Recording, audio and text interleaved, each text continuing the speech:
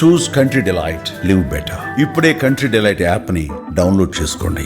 పాకిస్తాన్ లో Lawrence Bishnoi gang దిగిందా? Bishnoi గ్యాంగే ఉగ్రవాదుల వేట మొదలుపెట్టిందా? సైఫుల్లా ఖలీద్ ని లేపేసింది Lawrence Bishnoi గ్యాంగేనా?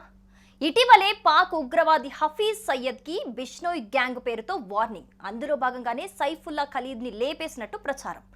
Next target Hafeez Syed అంటున్న బిష్నోయ్ ఫ్యాన్స్. హఫీజ్ సయ్యద్ ఇంటికి భారీ సెక్యూరిటీ ఏర్పాటు చేస్తున్న పాక్ ప్రభుత్వం. సో పెహల్గామ్ ఉగ్ర దాడితో 26 మంది ప్రాణాలను బలి తీసుకున్న పాకిస్తానీ ఉగ్రవాదుల గుండెల్లో అయితే వణుకు పుడుతుందని చెప్పుకోవాలి.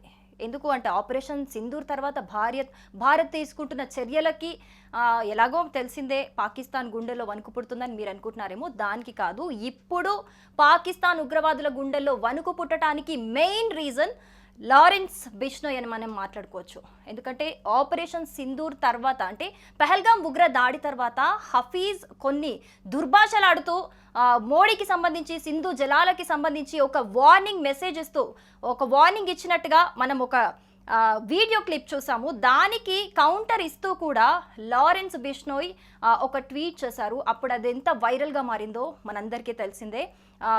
ఖచ్చితంగా హఫీజ్ని టార్గెట్గా తీసుకొని నేను ఖచ్చితంగా హతమారుస్తాను అంటూ కూడా లారెన్స్ బిష్నోయ్ గ్యాంగ్కి సంబంధించి ఒక పోస్ట్ అయితే వైరల్ అయింది. ఈ విషయం మనకి తెలిసిందే. అప్పుడైతే అందరూ ఇది నిజమా కాదా, నిజంగానే బిష్నోయ్ హఫీజ్ని టార్గెట్ చేశాడా, ఇది నిజంగా జరుగుతుందా అని ఎన్నో రకాలుగా భిన్న అభిప్రాయాలు అయితే మనకు వ్యక్తమయ్యాయి.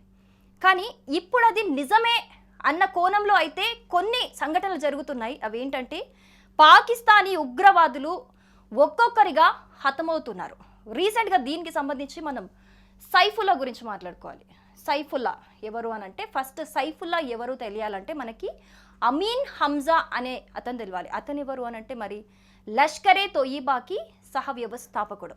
ఈ అమీన్ హంజా అనే అతన్ని అమెరికా 2009లో ఎంత డేంజరస్, ఈ పర్సన్ ఎంత డేంజరస్ అని చెప్పడానికి నేను చెప్తున్నాను. 2009లో ఈ అమీన్ హంజా అతన్ని గ్లోబల్ టెర్రరిస్ట్గా ఐక్యరాజ్య సమితి అండ్ అమెరికా కూడా ప్రకటించడం అయితే జరిగింది. సో స్వయానా అతనికి సైఫుల్లా శిష్యుడు. ఈ సైఫుల్లాని రీసెంట్గా ఎవరో ఇంటి నుంచి బయటికి రాగానే బైక్ మీద కాల్చేశారు. అక్కడికక్కడే చనిపోయాడు అనమాట.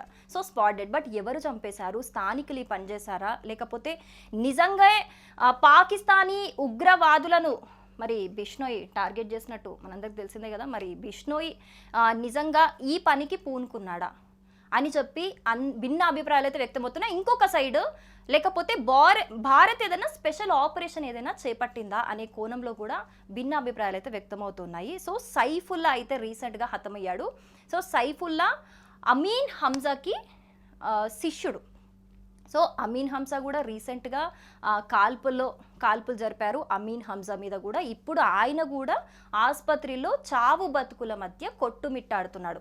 ఇవనే కాదు, నిజంగా లష్కరే తోయిబాకి సంబంధించిన ఉగ్రవాదులు ఒక్కొక్కరిగా హతమవుతున్న ఘటనలు చూస్తుంటే కనుక నిజంగా లారెన్స్ బిష్నోయ్ నిజంగా టార్గెట్ చేశాడా, నిజంగా ఆయన పనేనా ఇది అని చెప్పేసి ఒక వర్జన్ అయితే వినిపిస్తూ ఉంది. లారెన్స్ బిష్నోయ్ ఫ్యాన్స్ ఏమంటున్నారు మరి దీనికి సంబంధించి వాళ్ళు వెయిట్ చేస్తుంది ఏంటంటే నెక్స్ట్ టార్గెట్ హఫీజే, మెయిన్ టార్గెట్ హఫీజే. ఎందుకంటే మనకందరికీ తెలిసినట్టు లారెన్స్ బిష్నోయ్ ఫస్ట్ ట్వీట్ చేసి హైలైట్ అయింది. మనందరికి తెలిసింది హఫీజ్, ఖచ్చితంగా హఫీజ్ తల తీసుకొస్తాను అని చెప్పేసి ఒక ట్వీట్ చేశాడు. మరి ఈ కోణంలో ఆలోచిస్తే నిజంగానే లారెన్స్ బిష్నోయ్ చట్టాన్ని తన చేతిలోకి తీసుకొని నిజంగానే పాకిస్తానీ ఉగ్రవాదులని ఒక్కొక్కరిగా హతమారుస్తూ ఉన్నారా, లేకపోతే ఇంకొక వర్జన్ భారతే నిజంగా ఒక స్పెషల్ ఆపరేషన్ ఏదైనా చేపట్టిందా అనే కోణంలో కూడా ఇలాంటి భిన్న అభిప్రాయాలు అయితే వ్యక్తమవుతున్నాయి. అలాగే అమీన్ హంజా, సైఫుల్లా అలాగే వీళ్ళిద్దరూ హఫీజ్కి అత్యంత సన్నిహితులు అనమాట. లష్కరే తోయిబాకి సంబంధించి 17 మంది వ్యవస్థాపకులు ఉన్నారు. అందులో వీళ్ళు కూడా ముఖ్యులు అనమాట. సో ఎవరైతే లష్కరే తోయిబాకి సంబంధించి ఎవరైతే చీఫ్ ఉన్నారో, ఇప్పుడు హఫీజ్ చీఫ్ కదా, మిగతా 17 మంది వ్యవస్థాపకులు ఉన్నారు దీనికి సంబంధించి. అంటే అట్లాంటి దాన్ని నడపడానికి కూడా అట్లా ఇంపార్టెంట్ పీపుల్ అనమాట. అంటే టెర్రరిస్టులు అందరూ ఉంటారు కదా, ఫస్ట్ మేమని. అలాగే మా భారత్ చేపట్టిన ఆపరేషన్ సింధూర్లో ఈ లష్కరే తోయిబాకి సంబంధించిన వ్యవస్థాపకుల్లో ఈ 17 మందిలో ఒక 2-3 కూడా హతమైనట్లుగా కూడా మనకి ఇప్పటికైతే ఒక ఇన్ఫర్మేషన్ ఉంది. సో మొత్తంగా చూసుకుంటే గనక మరి పాకిస్తాన్ ఉగ్రవాదుల గుండెల్లో వణుకు పుట్టిస్తున్న ఏమనుకోవచ్చు మనం, వణుకు పుట్టిస్తుంది ఎవరు? నిజంగా భారత్ ఏదైనా స్పెషల్ ఆపరేషన్ చేపట్టిందా, లేకపోతే నిజంగానే మనందరికీ తెలిసినట్టు లారెన్స్ బిష్నోయ్ నిజంగా టార్గెట్ చేశాడా? మనందరికీ తెలుసు లారెన్స్ బిష్నోయ్ ఒక్కసారి టార్గెట్ ఫిక్స్ చేస్తే, ఒక్కసారి గన్ను ఎక్కువ పెడితే ఎలా ఉంటుంది అనేది ఇప్పటి వరకు ఎన్నోసార్లు మనం చూసాం.